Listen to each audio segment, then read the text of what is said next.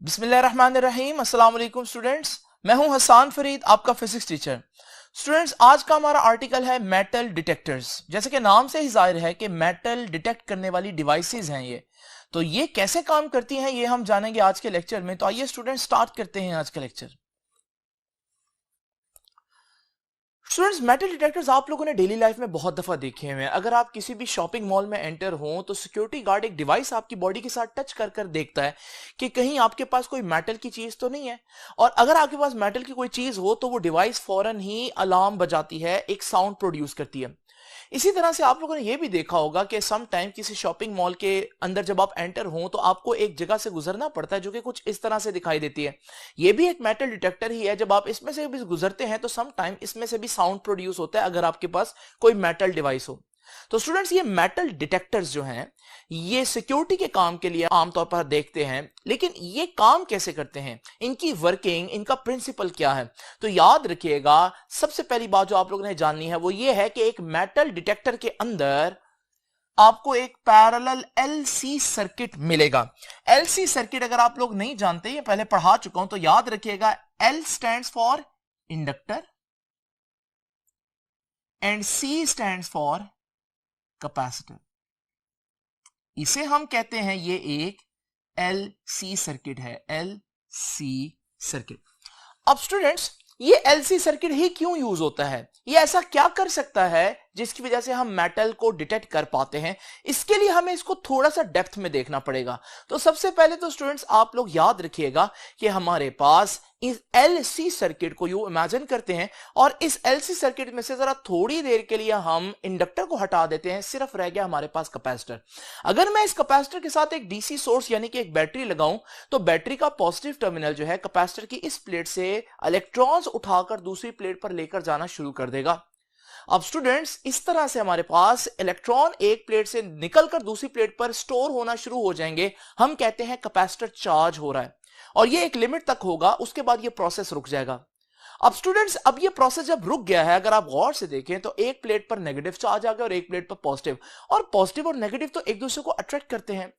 अब हमारे पास ये दोनों प्लेट्स के दरमियान एक इलेक्ट्रिक फील्ड जनरेट हो जाएगा और याद रखिएगा ये जो इलेक्ट्रॉन्स हैं इस प्लेट के, ये उस दूसरी प्लेट के पॉजिटिव चार्जेस की तरफ जाना चाहते हैं, लेकिन क्योंकि दरमियान में गैप है ये जा नहीं सकते। अब स्टूडेंट्स, अगर मैं यहां पर बैटरी हटाकर कोई लोड लगा दूं तो आप देखेंगे कि वो जो इलेक्ट्रॉन है वो उसी प्लेट से वापस पॉजिटिव प्लेट की तरफ भागेंगे और इस दौरान क्योंकि वो उस लोड में से पास करेंगे तो लोड को थोड़ी देर के लिए करंट मिलेगा।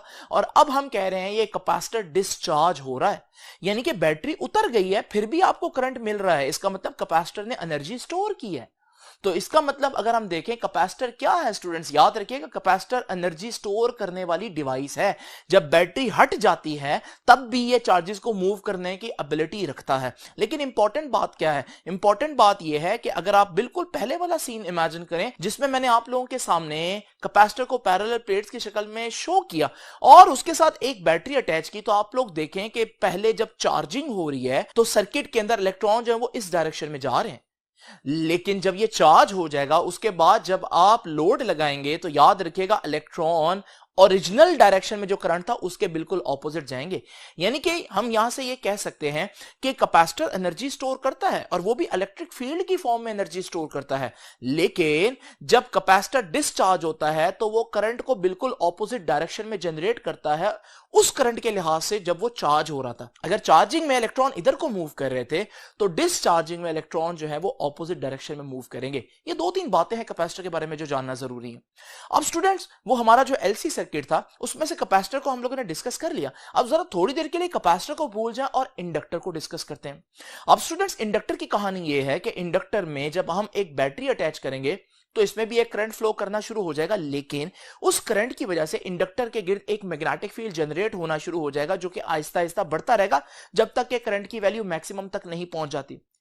तो ये जो हमारे पास मैग्नेटिक फील्ड जनरेट हो गया, कैपेसिटर में इलेक्ट्रिक फील्ड जनरेट हुआ था, यहां पर मैग्नेटिक फील्ड जनरेट हुआ है, तो हम कहेंगे कि इंडक्टर जो है वो भी एनर्जी स्टोर कर सकता है, लेकिन वो in the form of magnetic field energy store कर सकता है। अब इसमें खास बात क्या है, जिस तरह कैपेसिटर क्या करता था, बैटरी हटा देने के बाद भी चार्जेस को मूव करने की एबिलिटी रखता था, बिल्कुल इसी तरह से इंडक्टर भी बैटरी को हटा देने के बाद चार्जेस को मूव करने की एबिलिटी रखता है। लेकिन फर्क यह है कि कैपेसिटर के केस में अगर आप बैटरी हटा देते हैं तो चार्जेस ऑपोजिट डायरेक्शन में मूव करते हैं ओरिजिनल करंट के। यहां खास बात यह है कि इंडक्टर में अगर करंट बह रहा हो और अचानक से आप बैटरी हटा दें तो इंडक्टर भी चार्जेस को मूव करने की एबिलिटी रखता है, लेकिन उसी डायरेक्शन में जिस डायरेक्शन में चार्जेस पहले मूव कर रहे थे। यानी ये एक फर्क है। दोनों ही एनर्जी स्टोरिंग डिवाइसेस हैं, लेकिन दोबारा से देख लीजिए, अगर हम कैपेसिटर के साथ बैटरी अटैच करें और करंट इस डायरेक्शन में जाए तो जब हम बैटरी हटाएंगे तो आप देखेंगे चार्जेस बिल्कुल ऑपोजिट डायरेक्शन में फ्लो करेंगे। यानी कि बैटरी उतारने के बाद, डिस्कनेक्ट करने के बाद भी चार्जेस मूव करने की एबिलिटी रखते हैं, लेकिन ऑपोजिट डायरेक्शन में। इंडक्टर में खास बात क्या है कि इंडक्टर के साथ अगर आप लोग ने बैटरी अटैच की, कनेक्ट की, तो इस सूरत में हमारे पास अगर करंट इस डायरेक्शन में फ्लो कर रहा है तो हमारे पास एक मैग्नेटिक फील्ड जनरेट हो जाएगा इंडक्टर के अंदर। अगर यहां पर आप डिस्कनेक्ट करेंगे बैटरी, तो बैटरी के डिस्कनेक्ट करने के बाद भी चार्जेस मूव करेंगे, लेकिन यहां पर जो चार्जेस हैं उसी डायरेक्शन में मूव करेंगे जिस डायरेक्शन में करंट पहले चल रहा था। तो दोनों ही बैटरी को डिस्कनेक्ट करने के बाद भी चार्जेस को मूव करने की एबिलिटी रखते हैं, एक ऑपोजिट डायरेक्शन में, एक सेम डायरेक्शन में। बहरहाल दोनों ही एनर्जी स्टोरिंग डिवाइसेस हैं, बट कैपेसिटर एनर्जी स्टोर कर रहा है in the form of electric field, जबकि इंडक्टर एनर्जी स्टोर कर रहा है in the form of magnetic field. ये तो हम लोगों ने पढ़ लिया अलग-अलग इन चीजों को। तो मैं ये बात लिख देता हूं यहां पर कि एलसी सर्किट में बेसिकली जो कैपेसिटर है वो क्या है? कैपेसिटर स्टोर्स एनर्जी, बल्कि मैं यूं कह देता हूं, कैपेसिटर स्टोर्स इलेक्ट्रिकल एनर्जी। यहां मैं कहूंगा जो इंडक्टर है वो भी एनर्जी स्टोर करता है, but inductor stores energy in the form of magnetic field, यानी मैग्नेटिक एनर्जी कह देता हूं मैं आसान अल्फाज में। अब स्टूडेंट्स अलग-अलग तो पढ़ लिया, लेकिन आज का हमारा आर्टिकल क्या है?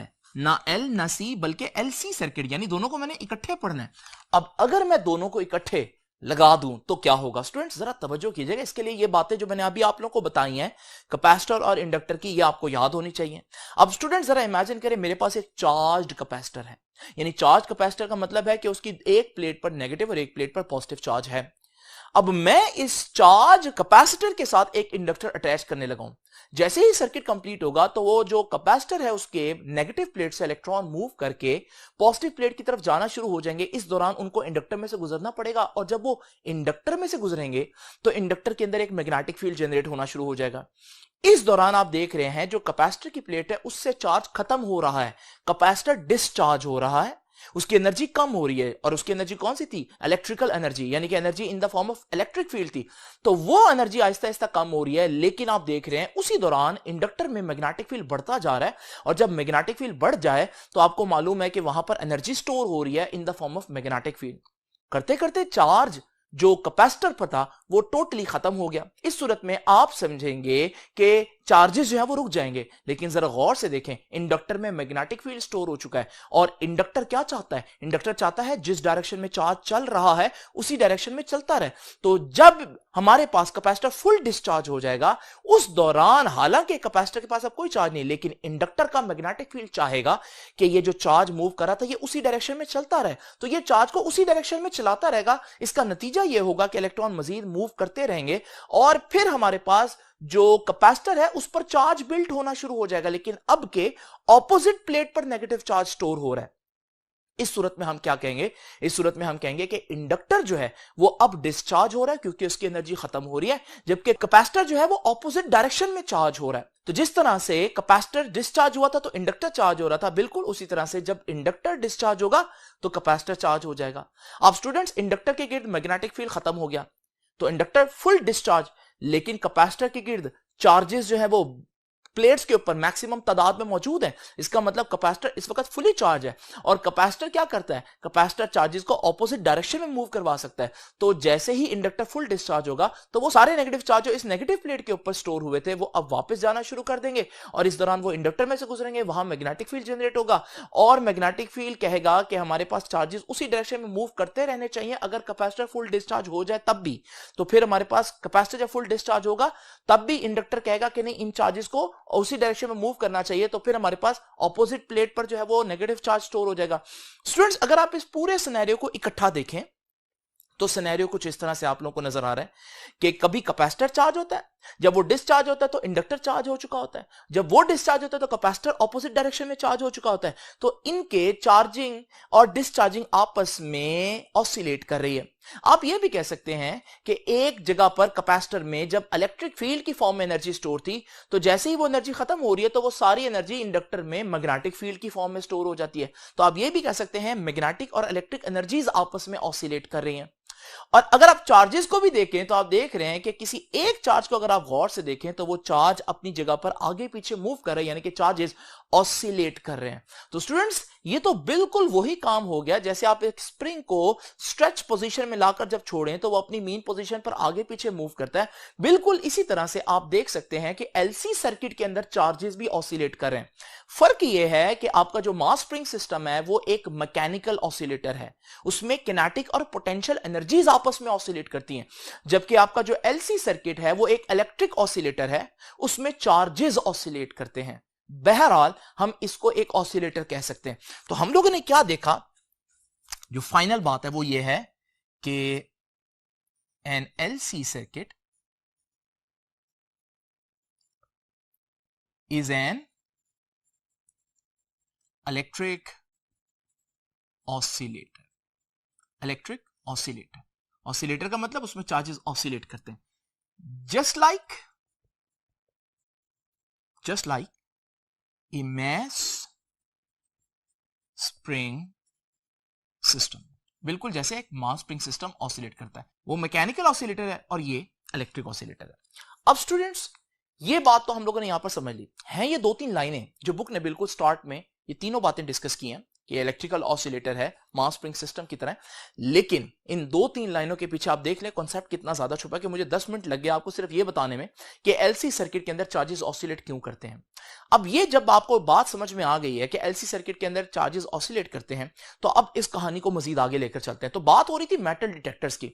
अब मेटल डिटेक्टर्स के अंदर मैंने आपको बताया क्या होते हैं, एलसी सर्किट होते हैं। याद रखिएगा, एलसी सर्किट के साथ एक बॉक्स आपकी बुक ने बनाया हुआ है और उसमें लिखा है कि एडिशनल सर्किटरी, क्योंकि हमने आपको बहुत सिंप्लीफाइड डायग्राम बताई है, उसमें और भी बहुत सी चीजें यूज होंगी डिफरेंट पर्पस के लिए। तो उनके लिए हम एक बॉक्स बना देते हैं जो हमारा एलसी सर्किट है, इसके साथ हम एक और बॉक्स बना देते हैं और कहते हैं ये एडिशनल सर्किटरी, इसमें बहुत सी मजीद चीजें भी हो सकती हैं कंट्रोल करने के लिए।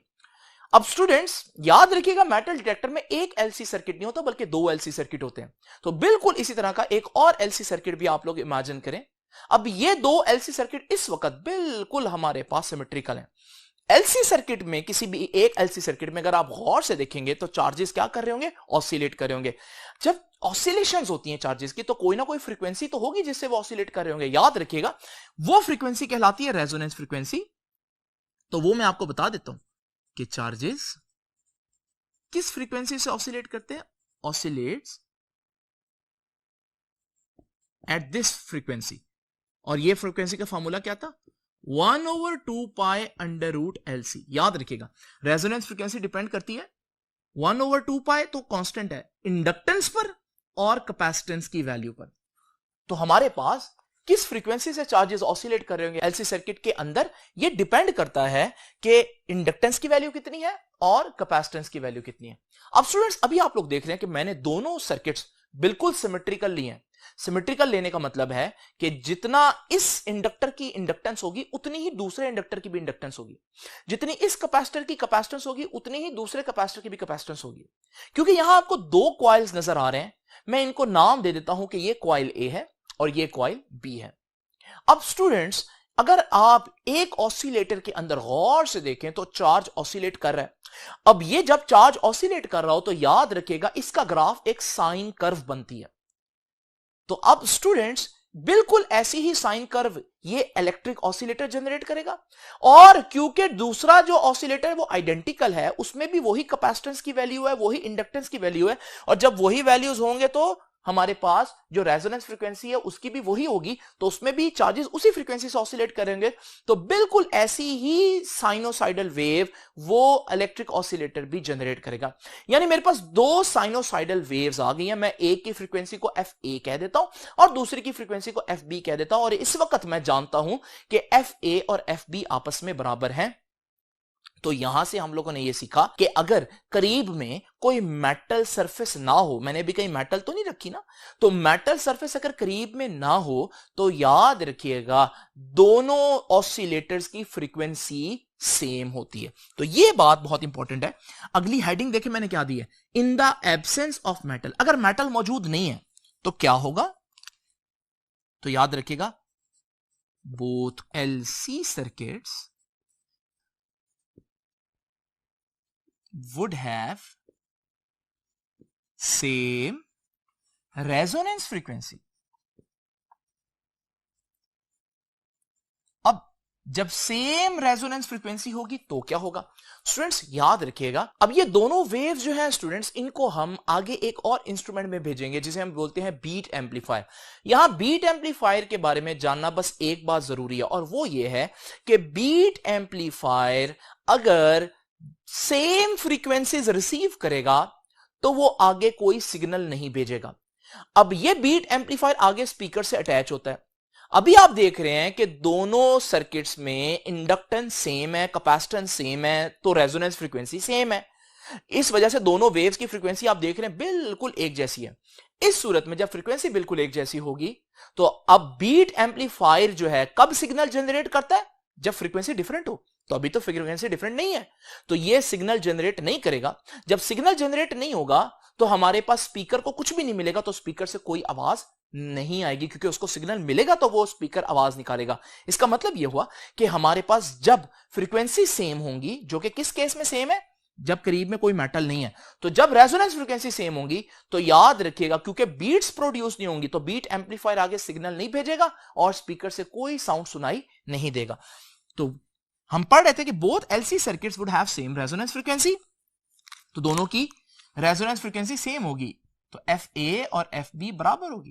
तो इसका क्या मतलब हुआ, इसका मतलब यह हुआ कि नो बीट्स आर प्रेजेंट, क्योंकि बीट्स कब बनती हैं, बीट्स तब बनती है जब फ्रीक्वेंसी का डिफरेंस हो, तो फ्रीक्वेंसी का तो डिफरेंस है ही नहीं। जब बीट्स नहीं होंगी तो याद रखिएगा no signal is fed to speaker, तो स्पीकर को कोई सिग्नल नहीं जाएगा, और जब स्पीकर को कोई सिग्नल नहीं जाएगा तो स्पीकर कोई साउंड जनरेट नहीं करेगा। तो no sound is heard from speaker, तो स्पीकर से कोई आवाज सुनाई नहीं देगी। और ऐसा ही होना चाहिए। अगर आपकी जेब के अंदर कोई मेटल, फॉर एग्जांपल कोई पिस्टल वगैरह नहीं है, और आपके करीब जब मेटल डिटेक्टर लाया जाए तो आप यही एक्सपेक्ट करते हैं कि स्पीकर को अलार्म नहीं बजाना चाहिए। तो हम भी यही कह रहे हैं कि जब मेटल नहीं होगी तो रेजोनेंस फ्रीक्वेंसीज बराबर हो जाएंगी दोनों सर्किट्स की, और बीट्स नहीं बनेंगी। बीट्स नहीं बनेंगी तो बीट एम्पलीफायर कोई सिग्नल नहीं भेजेगा स्पीकर को।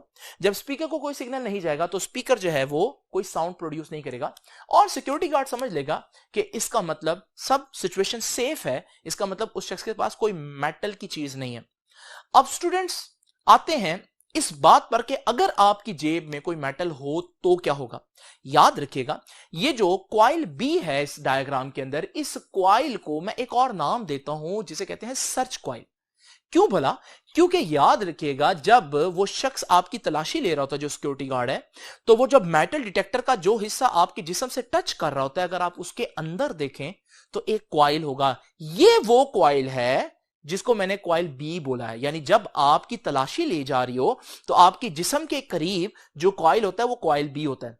अगर आपके पास कोई मेटल हुई जैसे कोई पिस्टल वगैरह, तो जब वो पिस्टल इस क्वाइल के पास आएगी तो अब एक काम होगा स्टूडेंट्स, इस क्वाइल में एक मैग्नेटिक फील्ड होगा जैसे कि मैंने आपको बताया।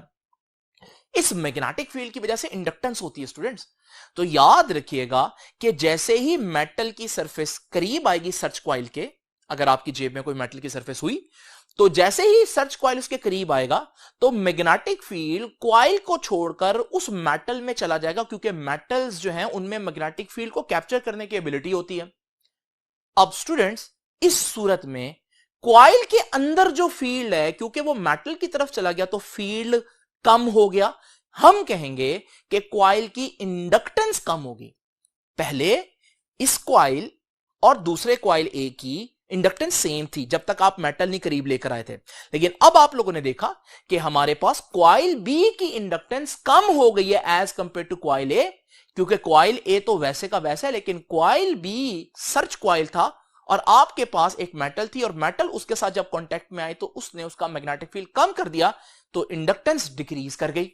तो यह बात हम लोगों ने पहली बात देखी कि in the presence of a metal, अगर मेटल करीब में है तो फिर क्या होगा, तो याद रखिएगा, in the presence of metal inductance of search coil जो क्वाइल बी है उसकी इंडक्टेंस क्या हो जाएगी, डिक्रीज कर जाएगी, कम हो जाएगी। यानी पहले तो एफ ए एफ बी के बराबर थी ना, अब हम कह सकते हैं इंडक्टेंस कम हो गई। इंडक्टेंस का सिंबल क्या है, एल बी, तो इंडक्टेंस ऑफ बी डिक्रीज कर गई ना, तो inductance of B is less than inductance of A. अब रेजोनेंस फ्रीक्वेंसी का फॉर्मूला क्या है, रेजोनेंस फ्रीक्वेंसी का फॉर्मूला ये है, और इसमें रेजोनेंस फ्रीक्वेंसी और इंडक्टेंस का अगर आप रिलेशन देखें तो इनवर्स है, क्योंकि इंडक्टेंस नीचे आ रही है और बी की इंडक्टेंस मैंने क्या बताया, बी की इंडक्टेंस तो कम हो गई है, तो फिर बी जिस सर्किट में होगा उसकी रेजोनेंस फ्रीक्वेंसी बढ़ जाएगी, चार्जेस की ऑसिलेशन तेज हो जाएगी। इसका मतलब इसकी इंडक्टेंस कम हुई है लेकिन इस सर्किट की फ्रीक्वेंसी बढ़ जाएगी। तो याद रखिएगा, यहां से हम लोगों ने क्या सीखा कि सर्च क्वाइल की इंडक्टेंस डिक्रीज करेगी, जिसके नतीजे में हम कहेंगे hence it's resonance frequency increases, उसकी रेजोनेंस फ्रीक्वेंसी इंक्रीज हो जाएगी। क्यों, क्योंकि फ्रीक्वेंसी और इंडक्टेंस का इनवर्स रिलेशन है इस फार्मूला के अंदर, अगर आप गौर से देखें। अब स्टूडेंट्स, सूरत हाल यह है कि जब तक आपने मेटल नहीं लेकर आए थे करीब, तब तक इस क्वाइल में चार्जेस की ऑसिलेशन भी उसी फ्रीक्वेंसी से थी और उस क्वाइल में भी चार्जेस की ऑसिलेशन उसी फ्रीक्वेंसी से थी। लेकिन जैसे ही आप मेटल लेकर आए तो इंडक्टेंस कम होने की वजह से इस क्वाइल के अंदर चार्जेस की फ्रीक्वेंसी बढ़ गई ऑसिलेट करने की, और उसमें तो फ्रीक्वेंसी वहीं रही। अब स्टूडेंट्स, आपको मालूम है चार्ज जब ऑसिलेट कर रहा हो तो वो एक साइन वेव जनरेट करता है। तो यहां पर भी आप देखें, अगर इनके चार्जेस की बात करें तो इसके चार्जेस तो वैसे ही मूव करें तो वैसी ही साइन वेव जो है वो जनरेट होगी। लेकिन इस सर्किट में अगर आप किसी चार्ज को गौर से देखें तो वो चार्ज अब बड़ी तेजी से ऑसिलेट कर रहा है। इसकी साइन वेव आप जब जनरेट करेंगे तो आप देखेंगे कि इसकी साइन वेव जो है उसकी फ्रीक्वेंसी ज्यादा है। यानी कि हमारे पास सिचुएशन ये है कि एक ऑसिलेटर ये वाली फ्रीक्वेंसी जनरेट कर रहा है और एक ऑसिलेटर हाई फ्रीक्वेंसी जनरेट कर रहा है। ये दोनों वेव्स आगे जा रही हैं बीट एम्पलीफायर को। आपको याद है बीट एम्पलीफायर का काम क्या है, वो देखता है अगर तो फ्रीक्वेंसी का डिफरेंस होगा ना तो वो सिग्नल जनरेट करेगा। अभी फ्रीक्वेंसी का डिफरेंस है तो फौरन ही बीट एम्पलीफायर फ्रीक्वेंसी का सिग्नल का डिफरेंस देखकर एक सिग्नल जनरेट करेगा। वो सिग्नल स्पीकर को मिलेगा, जब स्पीकर को सिग्नल मिलेगा तो स्पीकर समझ जाएगा कि इस वक्त उसको साउंड प्रोड्यूस करना है और फौरन ही वो साउंड प्रोड्यूस करेगा। और जैसे ही वो साउंड प्रोड्यूस करेगा तो जो सिक्योरिटी गार्ड है उसको पता चल जाएगा कि इस शख्स की जेब में कोई ना कोई मेटल की चीज है। हो सकता है वो कोई की चेन हो तो वो चेक करके आपको छोड़ देगा, लेकिन अगर कोई ऐसी वैसी चीज हुई तो वो पकड़ भी लेगा। लेकिन स्टूडेंट्स, हम लोगों के लिए इंपॉर्टेंट ये है कि हम ये देखें कि अंदर वर्किंग क्या चल रही है मेटल डिटेक्टर के।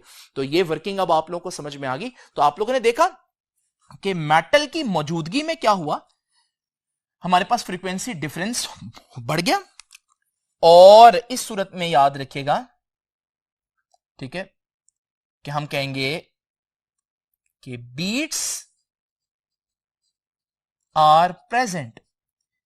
ठीक है, वहां क्या था, नो बीट्स आर प्रेजेंट, क्योंकि फ्रीक्वेंसी सेम थी। यहां बीट्स आर प्रेजेंट, और जब बीट्स मौजूद हो तो याद रखिएगा हम कहेंगे कि signal is fed to speaker. Speaker को सिग्नल जाएगा बीट एम्पलीफायर की तरफ से। तो उसके नतीजे में क्या होगा, a loud sound is heard from speaker. तो याद रखिएगा, स्पीकर से एक बहुत लाउड साउंड सुनाई देगा, जो कि बता रहा है कि खतरा है। अब स्टूडेंट्स, ये हमारे पास वर्किंग है, लेक्चर यहां खत्म होता है, लेकिन एक बात आपको बताते चलें कि ये सिर्फ सिक्योरिटी पर्पस के लिए ही नहीं यूज होते, बल्कि अगर आप लोगों ने जमीन के अंदर किसी मेटल को देखना हो कि मेटल मौजूद है या नहीं, तो उसके लिए भी आप लोग देखते हैं कि हमारे पास जो इंजीनियर्स हैं मेटल को डिटेक्ट करने के लिए भी मेटल डिटेक्टर्स ही यूज करते हैं। स्टूडेंट्स, ये था हमारा आज का लेक्चर। आई होप कि आज का लेक्चर आपको समझ में आया होगा। आपसे अब इंशाल्लाह मुलाकात होगी नेक्स्ट लेक्चर में।